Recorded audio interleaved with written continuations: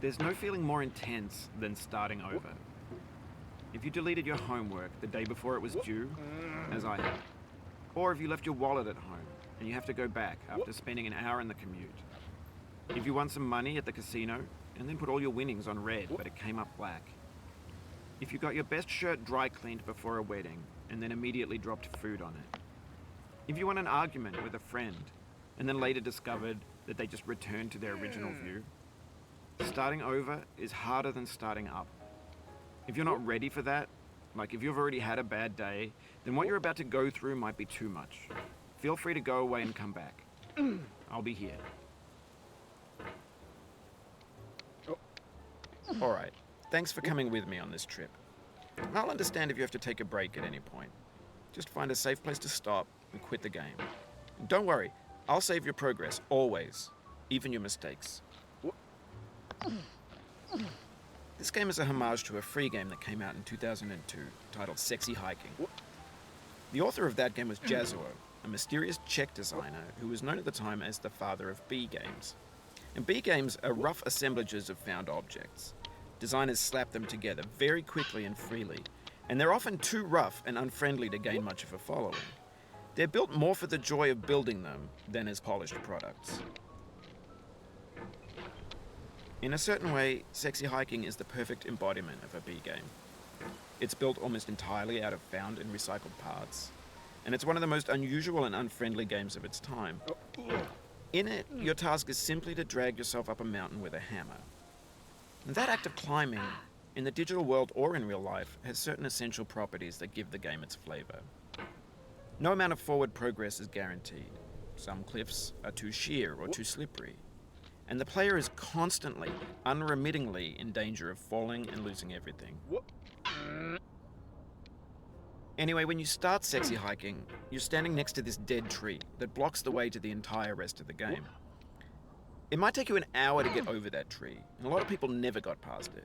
You prod and you poke at it, exploring the limits of your reach and your strength, trying to find a way up and over. And there's a sense of truth in that lack of compromise. Most obstacles in video game worlds are fake. You can be completely confident in your ability to get through them once you have the correct method or the correct equipment or just by spending enough time. In that sense, every pixelated obstacle in Sexy Hiking is real. The obstacles in Sexy Hiking are unyielding, and that makes the game uniquely frustrating. But I'm not sure Jazuo intended to make a frustrating game. The frustration is just essential to the act of climbing, and it's authentic to the process of building a game about climbing. A funny thing happened to me as I was building this mountain. I'd have an idea for a new obstacle, and I'd build it, test it, and it would usually turn out to be unreasonably hard. But I couldn't bring myself to make it easier. It already felt like my inability to get past the new obstacle was my fault as a player rather than as a builder. Imaginary mountains build themselves from our efforts to climb them, and it's our repeated attempts to reach the summit that turns those mountains into something real. When you're building a video game world, you're building with ideas, and that can be like working with quickset cement. You mold your ideas into a certain shape that can be played with, and in the process of playing with them, they begin to harden and set until they're immutable, like rock. And at that point, you can't change the world. Not without breaking it into pieces and starting fresh with new ideas.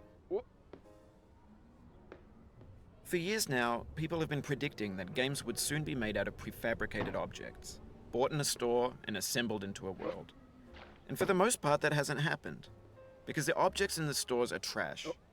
I don't mean they look bad or that they're badly made, although a lot of them are. I mean they're trash in the way that food becomes trash as soon as you put it in the sink. Things are made to be consumed and used in a certain context, and once the moment is gone, they transform into garbage.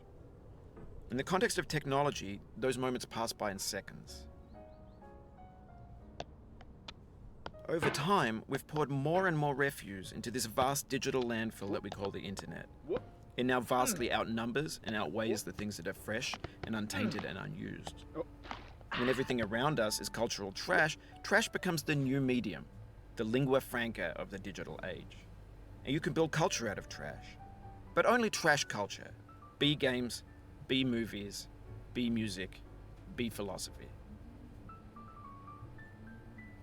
Maybe this is what digital culture is. A monstrous mountain of trash, the ash heap of creativity's fountain. A landfill with everything we ever thought of in it. Grand, infinite, and unsorted. There's 3D models of breakfast, Gen X's fanfic novels, scan magazines, green screen Shia LaBeouf, banned snuff scenes on LiveLeak. Facebook's got lifelike bots with unbranded adverts and candid shots of Kanye and Taylor Swift mashups, car crash epic failed GIFs, Russian dashcam vids, discussions of McRibs, discarded, forgotten, unrecycled, muddled, rotten, untitled. Everything's fresh for about 6 seconds, until some newer thing beckons, and we hit refresh. And there's years of persevering, disappearing into the pile, out of style, out of sight. In this context, it's tempting to make friendly content that's gentle, that lets you churn through it but not earn it. Why make something demanding if it just gets piled up in the landfill, filed in with the bland things?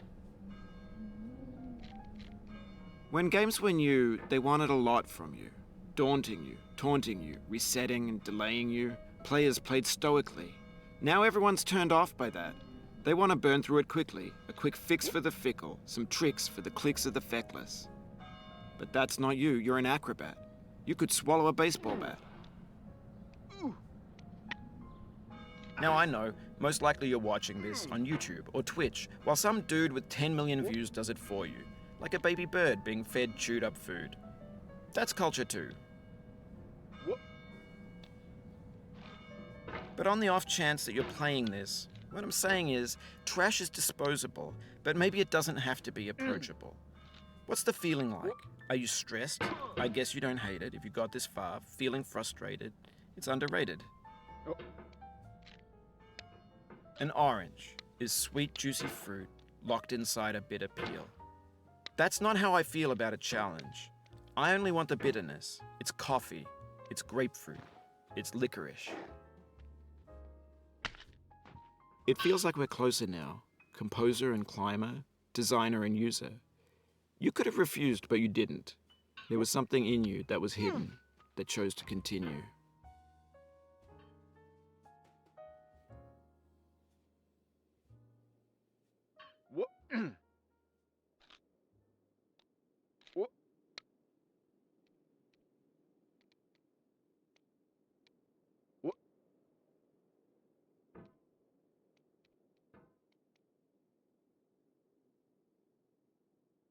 It means a lot to me that you've come this far, endured this much. Every wisecrack, every insensitivity, every setback you've forgiven me is a kingly gift that you've given me.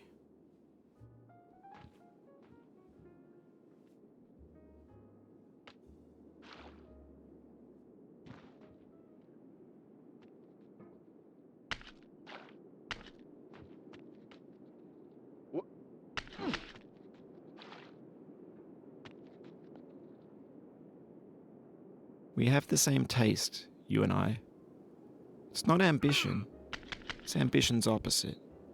An obdurate mission to taste defeat. You'll feel bad if you win, so I put this snake in for you.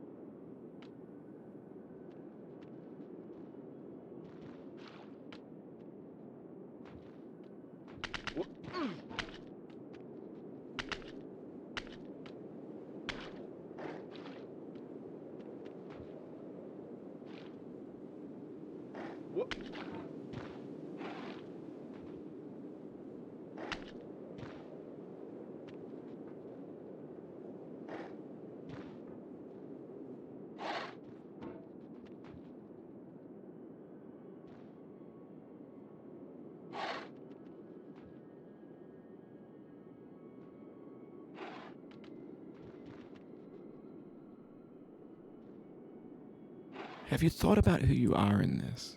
Are you the man in the pot, Diogenes? Are you his hand? Are you the top of his hammer? I think not. Where your hand moves, the hammer may not follow, nor the man, nor the man's hand. In this you're his will, his intent, the embodied resolve in his uphill ascent.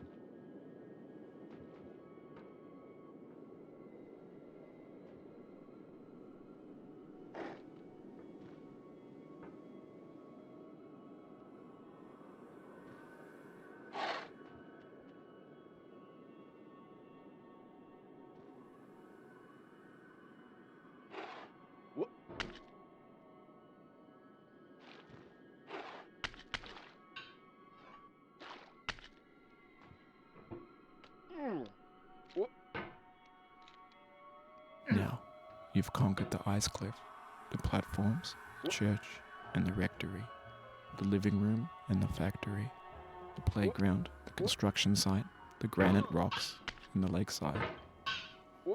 You've learned to hike. There's no way left to go but up, and in a moment I'll shut up. But let me say, I'm glad you came.